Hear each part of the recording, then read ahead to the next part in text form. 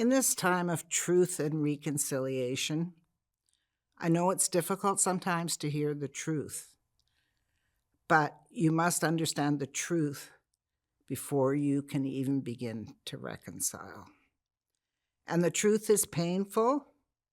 We've lost a lot through it. Many lives were lost. Many souls were shattered. And I can't begin to talk about the depth. But what I can tell you is that we are resilient people.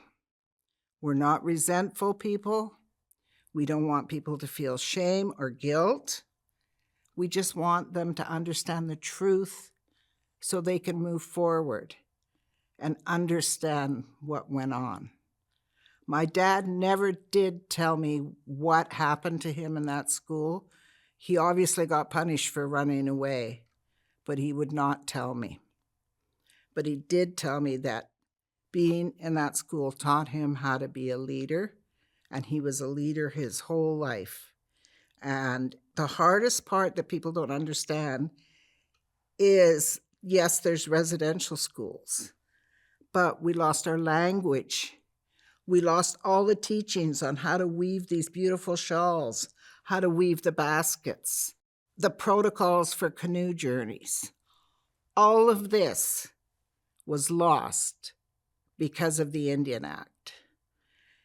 And in the early 50s, my dad, who had been a drinker, an alcoholic because of what happened to him, quit drinking.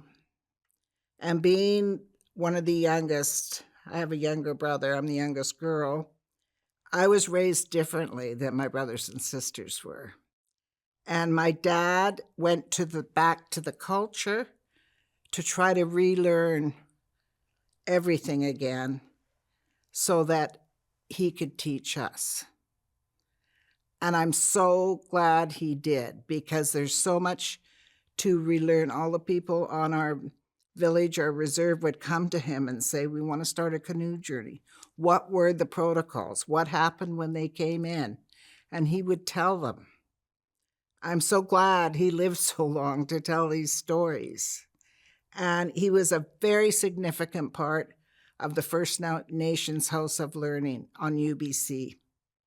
He raised a lot of money by going out and talking to people, and this was really, really important to him.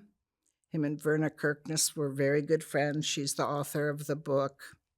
And he always used to say to me, Faye, you go out and you ask for something, and you don't ask for a little bit, you ask for big, and maybe you'll get in between.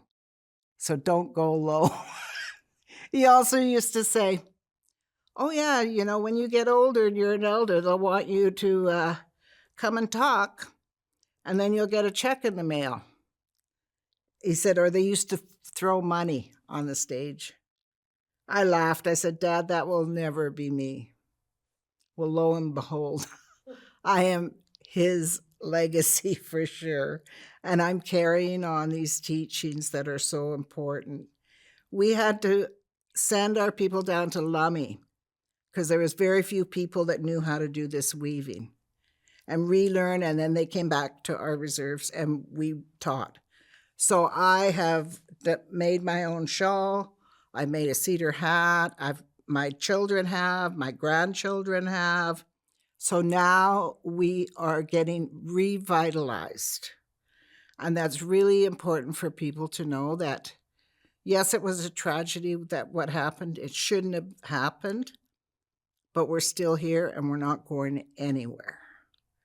And it's because of Mother Nature and these solid teachings that I'm here today to share these stories. And in closing, this beautiful shawl here, it's made with hand-spun wool that my dad gave to me when I was going on a cultural trip to Japan. And he said to me, daughter, you're going to be the one that carries on my stories. And I said, Dad, I'm not strong enough to do that kind of thing, but His Spirit came to me, and I am that strong, and I will continue to do so. Hoechika, all my relations.